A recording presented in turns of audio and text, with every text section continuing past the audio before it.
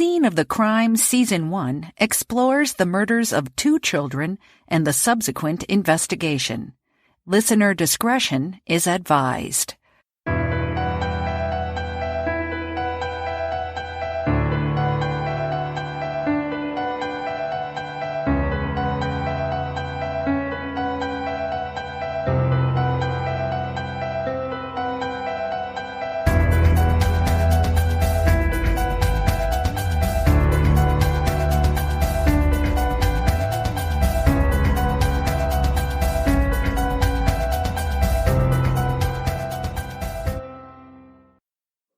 In the last episode, we examined some of the known potential suspects and persons of interest in the Delphi case. In this episode, we are going to take a detour to examine another case, one so similar to Delphi that investigators acknowledged that they looked for possible connections. This is the 2012 unsolved murder case of Lyric Cook and Elizabeth Collins. Lyric Cook, age 10, and Elizabeth Collins, age 8, were first cousins. Their mothers, Misty and Heather, are sisters. Both girls lived in Evansdale in Black Hawk County, Iowa. This small Midwestern town of 4,700 residents is approximately 400 miles from Delphi, Indiana. It was summertime, and on this Friday, July 13th, Lyric and Elizabeth were hanging out at their grandmother's house until they decided to go out and ride their bikes. The girls' grandmother, Wilma Cook, with whom Lyric lived, last saw the girls riding their bikes near downtown Evansdale about 12:15 p.m. They were next seen at 12:23 p.m. on Brovin Boulevard, and then again sometime between 12:30 and 1 p.m. on Gilbert Drive, not far from Myers Lake, a popular fishing and recreation area. This is about 1.5 miles from Wilma's house. When the girls had not returned home after a couple of hours, Wilma and Misty called the Evansdale Police Department at 2:48 p.m. Around 4 p.m., a firefighter found the girls' bikes lying on a trail at Myers Lake, along with Elizabeth's purse. There was no sign of the girls. We spoke with Drew Collins, Elizabeth's father, about that day. They found their bikes, and the police came and got me and took me down to where the bikes were found. So we found the 2 bikes on this trail on the other side of this lake in Evansdale here. And then it's like a tunnel almost. There's like fence on both sides of it and trees on both sides of it. And it was full, the leaves were all on them, on the trees and stuff. So it almost made like a tunnel through there. And it's right up against the highway. You couldn't really see down in there much. But the Elizabeth's purse and phone was thrown over the fence towards the lakeside. And, as soon as I saw that, I knew something really bad happened. The usual searches ensued over the coming days, concentrating on the area around the lake, which was partially drained, but proved fruitless. The girls had disappeared. Their bodies weren't found until December 5th, 2012, when hunters found 2 small skeletons in Seven Bridges Wildlife Park in Bramer County, a wildlife area about 20 miles from where the girls were last seen. The area was frequented mostly by hunters, ATV riders, and locals dumping used appliances and even an old meth lab. The bodies were lying 20 yards apart, literally off the beaten path. They were somewhat obscured by the brush and would not have been noticed by someone walking even nearby. The parents were able to identify the girls' shoes, and the medical examiner confirmed after autopsying the remains that they were Lyric and Elizabeth. Although the girls' bodies were very badly decomposed, the medical examiner was able to determine a cause of death. This cause of death has never been released. Investigators have also never addressed whether they have third-party DNA in this case, although given that the bodies were exposed to the elements for such a long period of time, DNA recovery seems doubtful. Drew Collins tells us that he was never informed whether DNA of anyone other than the girls was found. In June 2013, authorities announced that they had statements from 3 witnesses who had seen a large, white, older model boxy SUV, likely a Chevy Suburban or a Ford Bronco, parked on Arbutus Avenue, which meets up with the trail where the girls' bikes were found, on the day they went missing.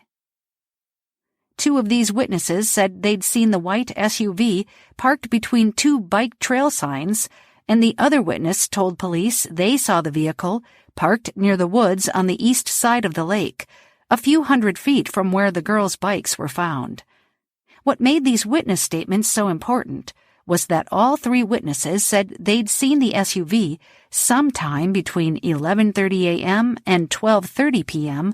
on July 13th, the same day and approximate time period when the girls went missing. One person police talked to about the girls' disappearance was Dan Morrissey, Lyric's father. When the girls disappeared, he was already facing multiple charges for assaulting his wife, Misty Morrissey, Lyric's mother, and for making, possessing, and dealing methamphetamine. Dan and Misty were both interrogated and polygraphed numerous times.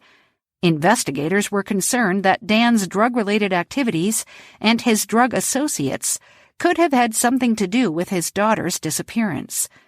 Dan and Misty themselves were not considered suspects in the girls' disappearance. Dan had been in police custody when the girls disappeared. This drug angle does not appear to have borne fruit. Eventually, Dan and Misty were both sent to prison for drug-related crimes in 2013. Dan for 90 years. Misty got 10 years, but served only about a year before being released. Iowa investigators also considered a suspect in another case to be someone of interest to them.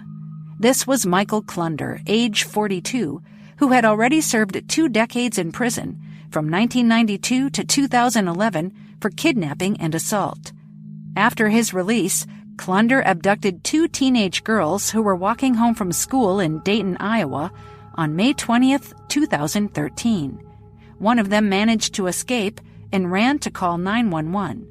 When police arrived on the scene, summoned by this brave 12-year-old girl, Klunder was dead of suicide in his vehicle, and the other girl, 15-year-old Kathleen Shepard, was nowhere to be seen.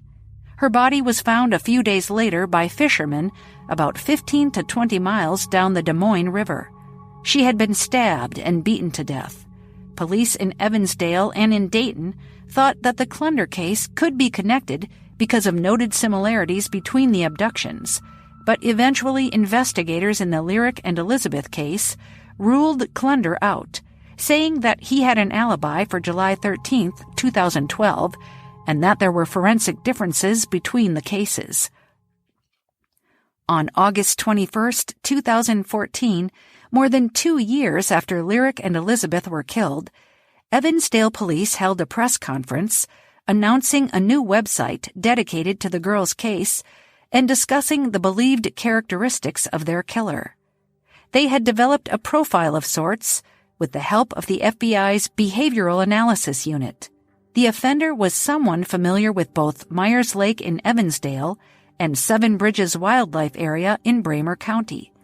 This person likely selected Seven Bridges as a dumping ground because he was familiar with the area and knew it was secluded. It was unlikely that the offender was a transient or someone who was merely traveling or passing through the area, authorities stated. Further, the suspect likely used quiet coercion to gain the girls' compliance into leaving Myers Lake, using a ruse or threats of violence. Dr. Katherine M. Brown told us that in her experience, this was likely the case. In typical child abductions, that the offender doesn't really need a lot of force or a weapon to overpower a child. A lot of times these abductions occur by some kind of ruse. For instance, can you help me go look for my puppy, or my mother or your mother sent me to pick you up, those types of things. So it is very rare that a child needs to be taken by force and or restrained, because it's very easy for an adult to intimidate a child. And so most of the time they can do that verbally without a lot of force. If an offender uses a weapon, they use it more for a show of force. But overall, when you look at this data, most of the time they're using some sort of verbal, trying to get the child to go with them rather than brute force. Continuing with the press conference in Evansdale, authorities asserted that the cousins were possibly the victims of opportunity, seized by someone who had expressed interest in underage girls and possibly had attempted abductions in the past. Finally, the suspect likely altered his appearance and or cleaned, painted, or disposed of his vehicle after the abduction. In late 2016, Iowa authorities looked hard at Jeff Altmaier. The 58-year-old, who was heavyset and had dark hair and a goatee, had tried to entice children by offering them $100 to get in his van. Once they did, he would touch them and make them touch him, and he succeeded in sexually abusing 2 of them. Altmaier, who had been married for 30 years and had adult children of his own, worked as a traveling automobile damage field inspector. Driving around the Midwest was part of his job. He was arrested in November 2016 for charges including sex abuse of a child and kidnapping, and authorities suspected he could have been involved in many more such incidents.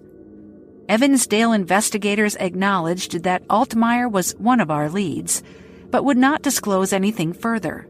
Of course, Altmaier could not be responsible for Delphi, as he was in custody at the time that Libby and Abby were killed. But his prowling around and seeking to abduct and molest children is a stark reminder of how many potential predators who live seemingly normal daily lives are out there preying on children. It is easy to see why investigators and the public alike would find the case of Lyric and Elizabeth to be similar to that of Abby and Libby. Both are unsolved cases of young girls being abducted and murdered in the middle of the day in very small towns in the Midwestern United States. Both abductions took place on a weekday near a weekend, one on a Friday and one on a Monday, and both were on the 13th of the month. Both sets of girls were last seen on recreational trails. The bodies of Lyric and Elizabeth, like those of Abby and Libby, were found in remote wooded areas. In neither case has the cause of death been released, so we cannot know whether there is any link there. In both cases, the perpetrator seems likely to have been someone unknown to his victims, but also someone local. And in an odd coincidence, both Evansdale and Delphi are home to significant pork processing businesses. Delphi's Indiana Packers plant and Waterloo, Iowa's Tyson Meats, a huge pork processing plant with 3,000 employees just 4 miles from Evansdale. The most curious characteristic that the Iowa and Indiana cases have in common is the dual abduction. Child abductions not involving family or acquaintances are very rare. Between 2010 and 2017, fewer than 115 children under the age of 18 were abducted by a stranger per year on average. This means that only about 0.1% of all child abductions are stranger abductions. The number of dual abductions, in which more than one child is taken at once, is even smaller. Again, Dr. Katherine M. Brown. I've only seen a couple in my entire careers, because child abduction murders in and of themselves are incredibly rare, which is fortunate. But the abduction of 2 children at one time is even rarer. And here is Drew Collins speaking with us. And even with 2 kids, we've seen, as rare as it is, we've seen that, they do get taken in pairs too. Of course, we don't know that stranger abduction was the case in Delphi or Evansdale. It is still unknown who took these girls. As of July 12, 2017, Evansdale authorities had interviewed more than 1,000 people and looked into more than 300 area sex offenders. Yet, Lyric and Elizabeth's case remains unsolved after almost 7 years. And despite the bizarre parallels between the two cases, Delphi investigators have stated that they believe that any similarities between the Iowa case and that of Libby and Abby are coincidental, and that the cases are not related. Here is Drew Collins discussing the similarities. They both happened on the 13th. They're both in secluded areas on trails. I don't know, it just seemed too familiar. And so I actually reached out to Mike and Becky, talked to them a little bit when it first happened, but nothing ever came of it. We can only assume that investigators have found differences in forensics or criminal methodologies that have led them to this conclusion. And there are significant differences in the cases, such as the disposal of the bodies. In Delphi, they were left where they were killed, versus in Evansdale, they were transported 20 miles away and then hidden in brush. In addition, a killer who hunts exclusively duos of young girls on trails in the Midwest in the daytime would be very bizarre indeed. As Dr. Katherine M. Brown pointed out, if you're examining the rarity from an offender perspective, it really does increase their risk to abduct 2 children at one time. Drew Collins spoke with us about the murder in Delphi and how it triggered his fears. My biggest fear is that whoever did this would do it again, and I don't want that to happen to another family, because I'm telling you, it's hell. Now let us return to Abby and Libby's case in Delphi. As investigators kept plugging away, looking into the potential suspects we've discussed, as well as very likely multiple others not acknowledged publicly, and continued to run down the tens of thousands of tips and follow up on the possible leads that they led to, time continued to tick by. Libby's 16th birthday came and went on December 27th, 2018. 2018 turned into 2019, and as everyone dreaded, February 13th, 2019 soon rolled around. There seemed to be little tangible progress in the case. The weary families vacillated between holding on to hope that today is the day and, less often, venting their frustrations. Interviewed on February 12, 2019, Anna said, "I never thought I'd be here, not after 2 years. We're tired and we're frustrated and we're angry and we just want to find this guy." Many among the public, on the innumerable chat and message boards dedicated to the case, echoed her sentiments. In the absence of official information, outlandish theories and wild speculation dominated online discussion of the Delphi double murder. Patience was wearing thin, and law enforcement did not seem to have any light to shed on Abby and Libby's killing 2 years earlier. On February 13, 2019, authorities held a press conference at the Carroll County Courthouse in observance of the 2nd anniversary of the girls' deaths. Present at the front of the room were representatives from the multi-agency task force working the case, including the Indiana State Police, the Carroll County Sheriff's Office, the FBI, and the Delphi Police Department.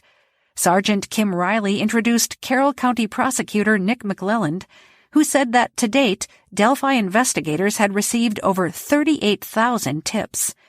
"Information is our main weapon," he reminded the public. However, he advised the public not to post side-by-side photos of people who they believed may be involved. I want to express all the hard work and dedication from all law enforcement officers that have been involved.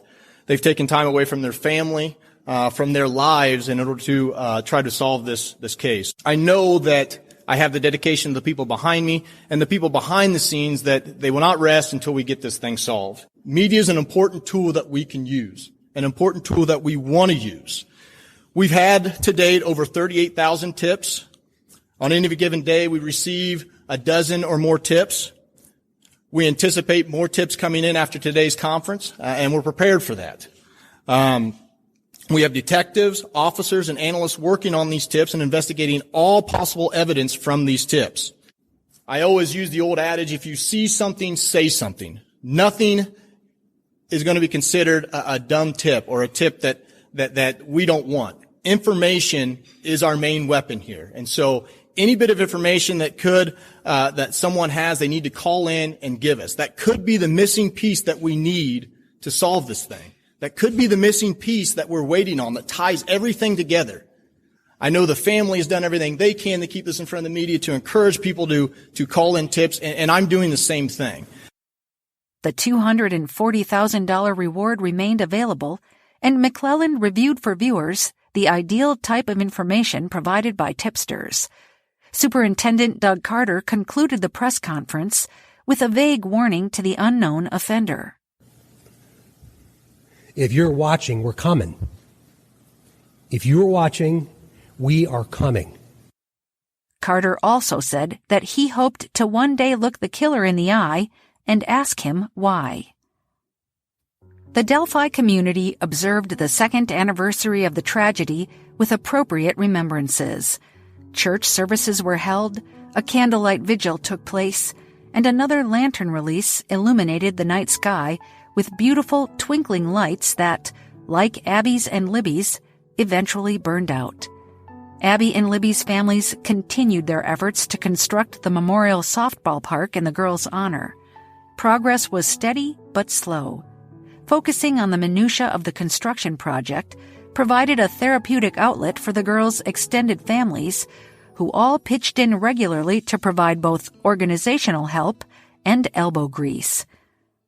On Friday, April 19, 2019, just 2 months after the second anniversary press conference had failed to disclose any new information in the case, dogged followers of Abby and Libby's case finally felt a tangible shift in energy.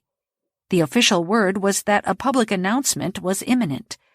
Investigators announced on Friday afternoon that the case was taking a new direction. Indiana State Police Superintendent Doug Carter would address the public in a press conference to be held on Monday, February 22nd at noon. Seating would be limited, but it would be open to the public. Civilians were left to spend the weekend speculating as to what this new direction could entail. People were cautiously optimistic that the announcement would be an arrest in the case. Even the families did not know what this new direction involved. Carrie Timmons, Libby's mother, said on Friday, "I'm cautiously hopeful because I've gotten my hopes up before." When the April 22nd press conference commenced on Monday, the room at the Wabash and Erie Canal Conference and Interpretive Center in Delphi was standing room only. Superintendent Carter, an emotive, thoughtful speaker, took the dais. He had prepared written remarks at the ready. Carter started with a thank you to the community and rhapsodized about the support provided to law enforcement by the people of Delphi. Delphi community, how grateful I am. You inspire people that you don't even understand, and you don't even understand why. Information is being released today is the result of literally thousands and thousands of hours of extraordinary investigative efforts by Delphi, Carroll County, the FBI, the Indiana State Police, and countless other agencies. This community surrounded us some 26 months ago. And you did everything you could to support us, but most importantly, you surrounded the family of these two little girls. Gosh, I'll never forget it. After you hear what we're going to release today, I'm going to ask for your continued support, your continued understanding, your empathy and compassion as we move forward to find out who did this, and we will. Despite the large crowd in the room, the atmosphere during Carter's remarks was hushed with strained anticipation of what was coming. Carter's delivery was clearly emotional. What could this new direction involve? Was there a suspect? Would the families finally have the justice that had eluded them for more than 2 years? Carter went on. We're seeking the public's help to identify the driver of a vehicle that was parked at the old CPS-DCS welfare building in the city of Delphi that was abandoned on the east side of County Road 300 North next to the Hoosier Heartland Highway between the hours of noon to 5 on February 14th, 2017. If you were parked there or know who was parked there, please contact the officers at the command post at the Delphi City building. Let's parse these remarks by Superintendent Carter. Law enforcement was looking for information on a vehicle parked at an abandoned building, what Carter referred to as the old CPS-DCS welfare building. This is a building previously used by state agencies, Indiana Child Protective Services and the Department of Child Services. Subsequently torn down, this building was, in February 2017, located at 6931 West 300 North. This is near the Freedom Bridge Trail, just a half-mile west along County Road 300 North, from the drop-off spot where Libby and Abby accessed the Monon High Bridge Trail. It is right off the east side of the Hoosier Heartland Highway, a 4-lane high-speed road that runs between Lafayette and Fort Wayne. Law enforcement had reason to believe that a vehicle was parked there at some point between the hours of noon and 5 p.m. on February 13th, not the 14th, as Carter misstated the day of the murders. This is not to say that the vehicle was there for the entire time period. This is just a range.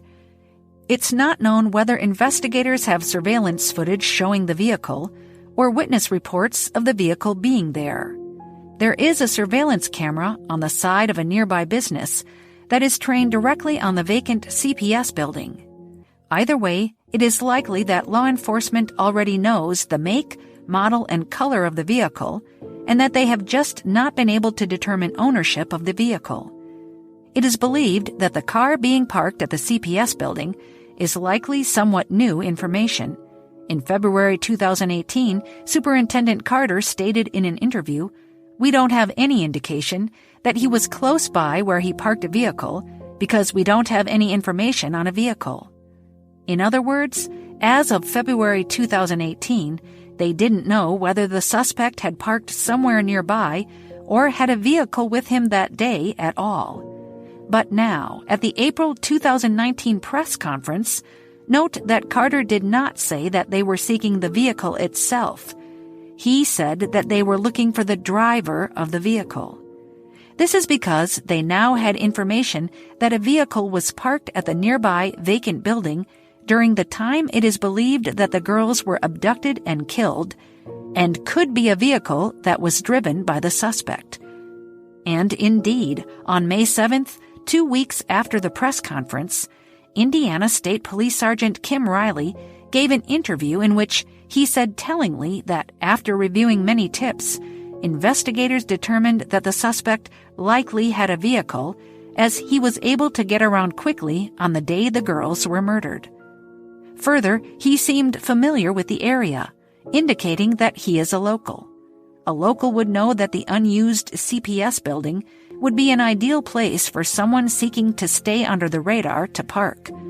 Sergeant Riley later made clear that the vehicle was not parked in the lot at the empty building, but was actually parked along the roadside, which may be why it attracted witness attention, if it did so.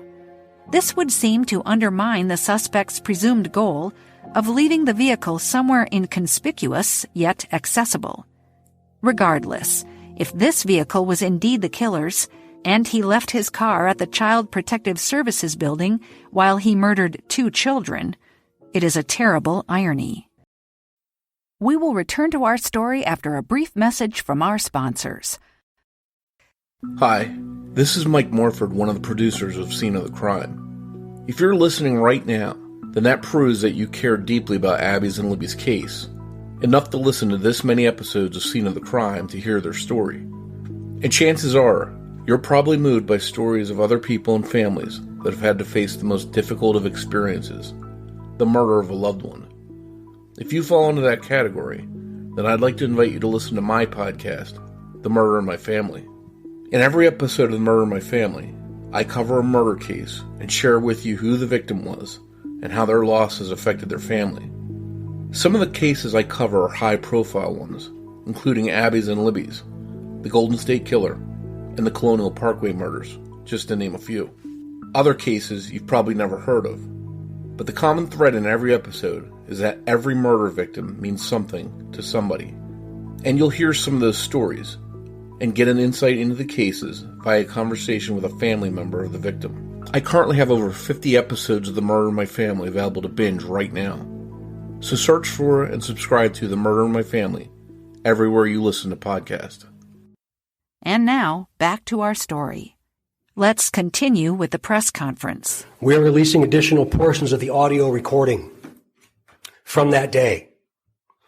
Please keep in mind, the person talking is one person and is the person on the bridge with the girls.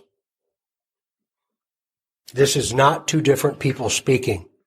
Please listen to it very, very carefully. Guys. Downhill. Guys. Downhill. Guys. Downhill. As you can hear, the audio clip released by law enforcement is not much more than was previously released, and the audio quality sounds distorted or muffled. Only one additional word, guys, was made public.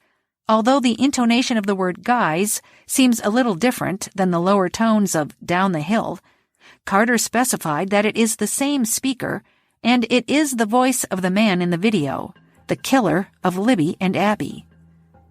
A few things are worth addressing about this new audio clip. One, people find it interesting that the suspect used the very casual word guys, almost as if he were greeting the girls in a friendly manner. Some find it strange that he would use the word guys when many people would say girls in this instance. And some feel that the use of the word guys indicates a younger suspect, perhaps one who is often around children or teens. More on that in a minute. Another thing that has been discussed about the new audio clip is the fact that there seems to be a lapse between the word guys and the rest of the clip down the hill. It almost sounds as though the audio clip has been spliced, perhaps to remove something police don't want publicly revealed, such as the girls' voices or possible threats. This is all speculation, of course, but public opinion leans toward there being a deliberate gap in the audio. Some people were frustrated that the release of new audio was so paltry. Why only one new word? Authorities had indicated that they had more audio.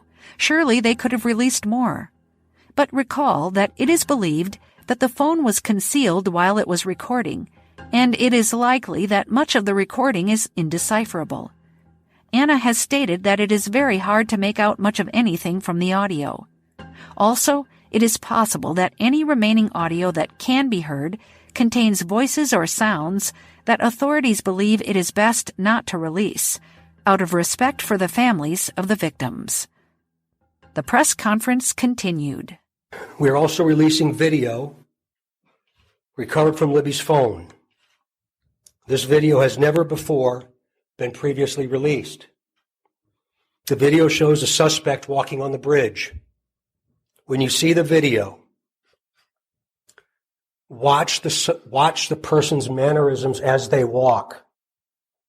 Watch the mannerisms as he walks. Do you recognize the mannerisms as being someone that you might know? Remember, he is walking on the former railroad bridge. Because of the deteriorated condition of the bridge, the suspect is not walking naturally due to the spacing between the ties. This revelation was stunning. Police were finally, after more than 2 years, publicizing some of the video captured on Libby's phone. When the footage rolled, it showed, as Carter said, the familiar suspect on the bridge, at the same distance as the still video images that the public had been scrutinizing for 26 months. The man, dressed in faded blue jeans and a dark blue jacket, appears to be almost strolling along, hands in his pockets, looking down. The clip is only seconds long, but toward the end, he takes a step that strays a little from his straight-line trajectory, veering slightly in what seems to be Libby's direction, as she surreptitiously held the camera down by her hip, recording the suspect. The feeling this short video clip evokes is one of dread. With the knowledge of what was about to become of the young girls, the man was lurching toward. Of course, it is a little confusing that Carter asks the public to observe the suspect's walk to try to identify the man, yet he says the man is not walking naturally. And while it appears that the suspect is walking slowly, perhaps watching his footing, he actually was walking at a much quicker pace. It takes 6 to 7 minutes to cross the bridge at a normal pace, but the suspect, seeing his opportunity to trap his prey at the other end, likely walked much faster. Carter continued. During the course of this investigation, we have concluded the first sketch released will become secondary as of today. The result of the new information and intelligence over time leads us to believe the sketch, which you will see shortly, is the person responsible for the murders of these 2 little girls. We also believe this person is from Delphi, currently or has previously lived here, visits Delphi on a regular basis, or works here. We believe this person is currently between the age range of 18 and 40, but might appear younger than his true age. As promised, the drapes were pulled off a large board exhibiting a black and white sketch of a man's face. This sketch had never been seen by the public before. It is radically different from the initial sketch, released in July 2017, which had dominated the discussion for nearly 2 years. The new sketch depicts a much younger man with a longer, clean-shaven face, pointed chin, small eyes, thin lips, and bushy or even moderately curly short hair. The suspect wears no hat or hoodie in the picture. This release of a new sketch was truly shocking. The new suspect, who police clarified is the man on the bridge, is not the same person as the initial sketch. Remember, the first sketch was the result of multiple eyewitness accounts, resulting in a composite drawing, and it was compiled months after the murders. Now, it seemed, the person in that drawing might not even exist as depicted. The drawing might be a fabrication based on several combined and fading memories. All those months that members of the public, and possibly the police, spent comparing people to the original sketch were essentially wasted efforts. Even more perplexing is the question of how police arrived at the decision to release this new sketch and discard the old. You see, the recent sketch is not actually new at all. It was the result of a drawing session held with a witness on February 17, 2017, 4 days after the murders. The sketch was done by Indiana State Police sketch artist, Master Trooper Taylor Bryant. Bryant explained that when he sits down with a witness to try to capture a likeness, he uses a facial identification reference sheet that has a list of different categories, from head shapes to different eyebrows and noses. The witness attempts to describe the suspect based on these categories. This sketch was based on something that the witness saw on the day that Libby and Abby were killed that he or she felt needed to be reported. What that was, we do not know, but clearly it was significant enough that law enforcement decided that a sketch should be done. We do not know where the witness encountered the man in the sketch, whether it was on the trails or somewhere else. We need to take a detour here to discuss the clarification that was issued. On Wednesday, April 24th, 2 days after the press conference, the Indiana State Police issued a press release titled, Multi-Agency Task Force Clarifies Points About the Delphi Murder Suspect Sketches. This press release was deemed necessary because in the press conference, Superintendent Carter misspoke several times and caused confusion as to his intended meaning. In his remarks, he never actually stated, "We have a new sketch, disregard the old one." This press release said that authorities originally believed that the initial sketch, depicting an older man, was the person of interest in the case. Only after the investigation matured and past information has been reassessed did the task force come to believe that the person in the new sketch is the killer. It stated unequivocally that the two sketches are not the same person. The new sketch is of someone completely different than the one in the initial sketch. The man in the old sketch is not currently a person of interest in the Delphi murders. In effect, the old sketch should now be ignored. Instead, the new 2019 sketch is representative of the face of the man Libby captured on her cell phone as he was walking on the bridge. The suspect has a youthful appearance, but could be anywhere from his 20s to his late 30s. The release advised that the suspect may have changed his appearance since the 2017 murders and looked different. For example, he could have grown a mustache or beard, grown his hair longer or cut his hair shorter, or gained or lost weight. The new sketch was particularly unsettling because it drove home that the Delphi monster, the murderer of these two little girls, likely looks just like the guy next door. It's quite unusual for investigators to change sketches so drastically during an investigation, especially after 2 years. Clearly, either police had recently come across new information that heightened the significance of this new sketch, or they had gone back and reviewed the file and discovered that they had missed this new sketch. This latter option seems less likely, though, when we recall that the Indiana State Police had solicited peer reviews of the entire case file in 2018. Carter's statement attributed the decision to release the new sketch to, quote, the new information, as well as, quote, intelligence over time. So perhaps it is a little of both. We know that the new sketch was in the case file since February 17, 2017, so something must have occurred to trigger focus on the new sketch and de-emphasis of the old. And authorities confirmed that they had a number of sketches in the file, done in the days after the murders, as authorities tried to identify people seen on the trail by witnesses. Something about the person in this particular sketch had come to light. Superintendent Doug Carter discussed with Kelsi the decision to switch to the new sketch. Remember, a sketch is just a visual. It's not a photograph. It's a visual of what somebody might have seen. So that's all I'll say about the sketch. In 2019, a new composite sketch of the suspect was created that looks a lot different to many people than the original sketch.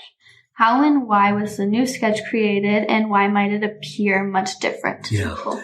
I can't talk a lot about that in detail, but I'll simply say that the investigation has evolved, and there are things we know we can't explain. And I know that there was a lot of anxiety about that, and even there was some confusion and some blame and some criticism of us. That criticism needs to come to me, not to anybody else, because I absolutely supported that change. So, whatever the impetus behind the shift in focus, it had the support of the man in charge. Interestingly, although this was never publicized, sometime in the summer of 2019, the FBI's Seeking Information page regarding the unknown suspect in Delphi altered the weight range of the suspect. The new suspect's weight range is estimated to be 180 to 200 pounds, 20 pounds lighter than the original range. This reinforces the beliefs of many that the man on the bridge is thinner than the bulk under his jacket would suggest. Also noteworthy about Carter's remarks in this portion of the press conference, he officially confirmed what Sergeant Riley and many other investigators had been alluding to for months, that they believed the suspect to be local or somehow affiliated with Delphi. Many were horrified to hear official confirmation that law enforcement believed that a member of the close-knit Delphi community could be the evil monster they all sought.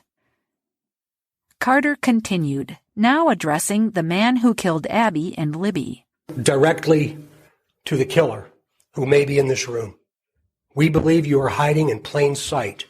For more than 2 years, you never thought we would shift gears to a different investigative strategy, but we have. We likely have interviewed you or someone close to you.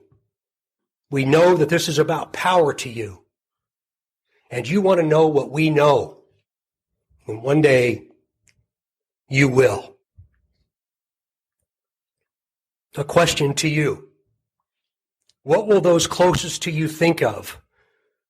They find out that you brutally murdered 2 little girls. 2 children. Only a coward would do such a thing. We are confident that you have told someone what you have done.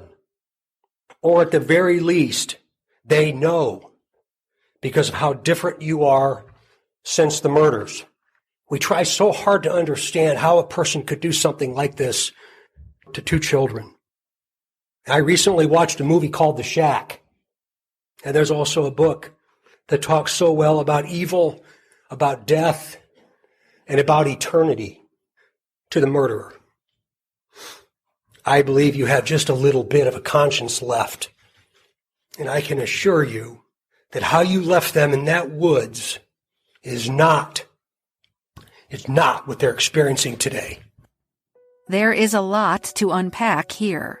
To attendees at the press conference and the public watching on live stream around the world, it was shocking to think that Carter apparently believed the suspect could be present. If you recall, the Indiana State Police had announced this press conference and the new direction of the investigation 3 days in advance, and had made clear that it would be open to the public. To many observers familiar with the methods of law enforcement, the publicity surrounding the upcoming press conference seemed perhaps designed to attract the suspect's interest in the new developments. There is precedent for this. Before he was known as the Golden State Killer and was still known to Sacramento, California residents as the East Area Rapist, that predator is believed to have attended a town hall meeting where law enforcement officials were briefing the public regarding the attacks he was responsible for. It's possible that Delphi authorities believed that the press conference might lure the suspect to the area and even to the venue itself. Or perhaps Carter's comments about the suspect's cowardice and warnings that law enforcement was taking a new tack and knew that they had met either the suspect or someone close to him were intended to shame the suspect, to cause him to panic or react emotionally in some way, flushing him out. Perhaps appealing to his conscience was a shot in the dark, and references to the movie The Shack and its themes of damnation, eternal salvation, and forgiveness were simply the equivalent of a Hail Mary that the suspect would seek redemption by coming forward.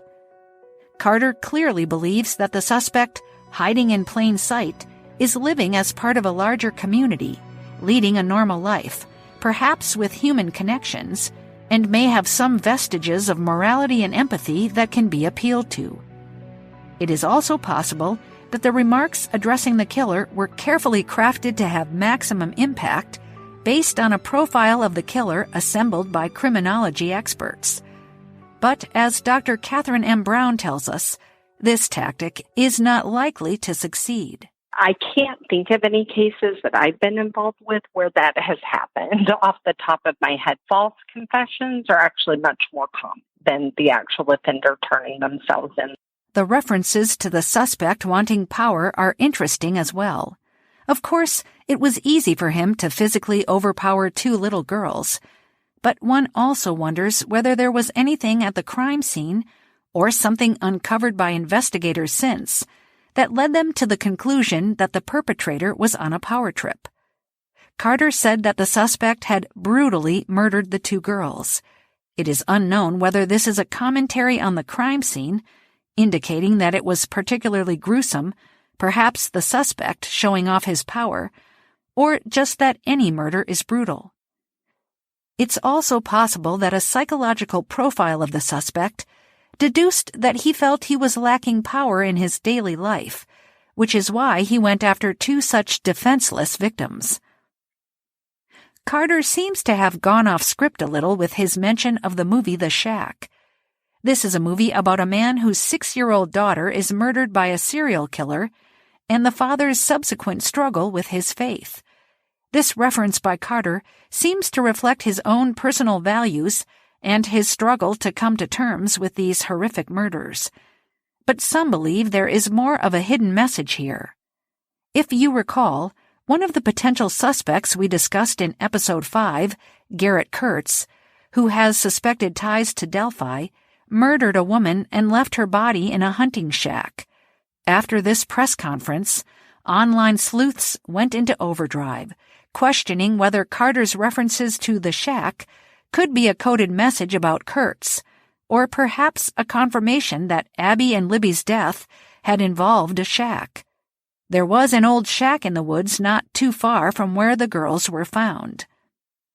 On our behalf, Kelsi asked Superintendent Carter about his references to the shack. Another thing, the shack was used in it. Yeah. Was that on purpose? It was. Okay. Have you seen the shack? I have. I watched it twice. You know what I mean then? Mm-hmm. Yeah. So I think one of the big rumors going on around, I guess, is that they died in a shack, or like there has to be some other meaning other than faith to it, which is something that we're trying to kind of get rid of that rumor. There was no shack involved, but that had the field had a really compelling effect on me. Mm-hmm. Yeah, I think that movie in general, the first time I watched it, and it had like zero effect on me. I just kind of sat through it and didn't think about the meaning behind it, just because I just wanted to watch it as a movie. And then the second time I went back and watched it, and I cried the entire movie. And the third time I went back and watched it, I cried even more. I'd say it had the same effect on me in a different way, because I'm not, I don't understand what it's like to lose a sister. But that movie had such a profound effect on everything about our life that it was worth mentioning. But I remember watching it and like watching the dad the first time and like seeing how he was feeling, and like, oh, that's how my grandparents are feeling right now. Yeah. And then watching it again and watching the siblings kind of go through what they were going through. I'm like, man, that's what I'm struggling with right now. And your grandparents are strong people. Oh my gosh. Yeah. Oh my gosh. These baseless rumors about a shack, which stemmed from Carter's remarks about a movie, are indicative of the fact that the public hangs on every word uttered by law enforcement in this case and attempts to find meaning where there may be none. Back to the April 2019 press conference. Carter concluded the press conference with some final thoughts. I just want the family to know that when I take my last breath on this earth, I'll be thinking of them. There's going to be a tremendous amount of questions. I know that. Never in my career have I stood in front of something like this. Please be patient with us. Please. We're just beginning. We are just now beginning. And I can tell you on behalf of the sheriff and the police chief, so many other partners that have stood with us over this period of time, that we will not stop. Superintendent Carter and Sheriff Lesenby both left the room before the actual sketch and video were shown. No questions were permitted. As we said, it is speculated that the entire press conference could have been scripted in an attempt to draw out the suspect. Perhaps Carter and Sheriff Lesenby left to watch from a hidden vantage point the reactions of individuals in the crowd to the new sketch, the video, and the extended audio. Before he departed, Carter requested that the media give the families 2 weeks of peace before they inundated them with requests for interviews.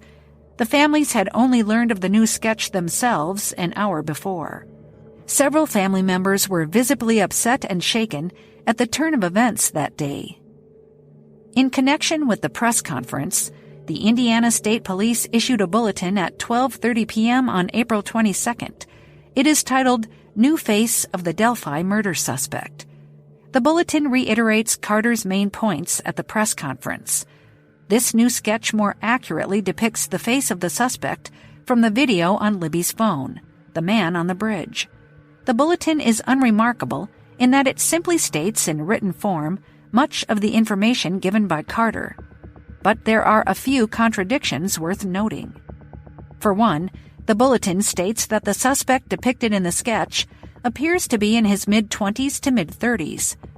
Carter said specifically that the suspect was in the age range of 18 to 40, but might appear younger than his true age. So the age range provided by Carter is significantly larger than the one provided in the bulletin. one has to wonder whether this discrepancy is the result of disagreement among investigators as to the suspect's likely age. Or perhaps Carter's statement was deliberately broad so as not to eliminate any potential tips. Another thing that differs between the bulletin contents and the press conference statements is the reference to the suspect being a coward. The bulletin contains the sentence, "We have a witness. You made mistakes. We are coming for you, and there's no place for a heartless coward like you to hide that gets his thrill from killing little girls." Carter, on the other hand, said, "Only a coward would do such a thing." It's not a drastic difference, but Carter never actually uttered the words, "You made mistakes, we are coming for you," although that may have been his meaning, and he said as much in the February 13th, 2019 press conference. Now, in his emotionality, he seems to have strayed a bit from the script. One passage in the bulletin seems to present a piece of new or newly confirmed information. Next to the new sketch appears the caption, "This is the face of the suspect that goes with the body of the video captured on Liberty German's cell phone minutes before she and Abigail Williams were murdered." This specification of the time frame, that Libby and Abby were killed minutes after the video on the bridge was shot, is a first. Until this statement, authorities had not specifically confirmed the time frame in which it was believed the murders had occurred. Predictably, after the press conference, the public began frenetically dissecting the information that had been revealed. Sleuthing sites and online forums blew up. Experts cautioned that too much credence should not be given to the sketch. Even Superintendent Carter reminded the public that sketches are not photographs, and while it is likely that the suspect resembles the sketch, it should be treated as a general guideline to what the suspect looks like rather than an actual image. Carter discussed this with Kelsi for us. When people look at that sketch, they think, oh my gosh, that person's 20 years younger than the initial one, and they view it as a photograph. Mm-hmm. That is not what a sketch is. But that did not stop people from posting side-by-side comparisons online, earning a written admonishment from the Carroll County Sheriff's Office. On its Facebook page, the CCSO said, "You are ruining innocent people's lives." Superintendent Carter reaffirmed this to Kelsi. So while we believe that people are really truly trying to help, that side-by-side comparison does not help. Meanwhile, the release of the new information at the press conference had the desired effect. 1,000 new tips were called in the 24 hours after the press conference, and over 2,000 in the first week. While Carter's words and the newly released information reopened old wounds and brought the community's pain about the murders back to the surface, they also served the purpose of thrusting the case back into the spotlight. In interviews conducted in the weeks after the press conference, Superintendent Carter said that while he doesn't know if the suspect was in the room at the press conference, he is 100% convinced he was watching. He believes this, he said, because of information gathered over the past 26 months, telling them that the killer is watching law enforcement's every move. The murderer got complacent because he did not know that authorities were going to release the second sketch. Presumably, after 2 years, he felt comfortable that they had overlooked it. Carter's beliefs about this are likely why he said at the press conference, "You never thought we would shift gears to a different investigative strategy, but we have." Carter also said that he believes it likely that law enforcement has spoken with the suspect and that we were on to something early on. This is perhaps the most telling of Carter's statements. Something law enforcement looked into in the early days, and then, for unknown reasons, stopped pursuing, had now come back into focus. When asked if he believed that a suspect would eventually go to trial in this case, Superintendent Carter gave an unequivocal yes. Some people expressed anger and frustration that law enforcement had waited 2 years to release crucial information such as the video, and that the focus on the initial sketch had been seriously misguided. To many, it seemed that Carter's words, "We are just beginning," meant that authorities were no closer to finding the killer of Libby and Abby than they were on day one, and that they were clueless. Others saw a renewed hope that perhaps authorities knew more than they were saying, that they had honed in on a suspect, and the case was close to being solved. In our next and final episode, we will consider the status of the case today as the third anniversary of the deaths of Libby and Abby approaches. We will continue with Scene of the Crime Delphi in our next episode. If you have any information about Libby and Abby, please call the tip line at 1-844-459-5786. Scene of the Crime is narrated by me, Natalie Gray. Research and writing by Jessica Bettencourt. Technical advisor Gray Hughes. Consulting producer Kelsi German. Producers Gray Hughes, Jessica Bettencourt, and Mike Morford. Executive producer Mike Morford of AbJack Entertainment. Special thanks to the families of Liberty German and Abigail Williams, Kelsi German, Mike Patty, Becky Patty, and Anna Williams. Thanks also goes out to Indiana State Police Superintendent Doug Carter, Robert Ives, Paul Holes, Dr. Katherine M. Brown, Colleen Fitzpatrick, Drew Collins, Michael Bennett, and Bree Wilber.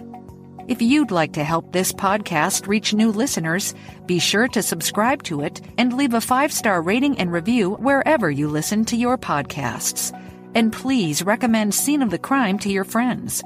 You can find Scene of the Crime on Twitter with the handle @SceneOfCrimePod.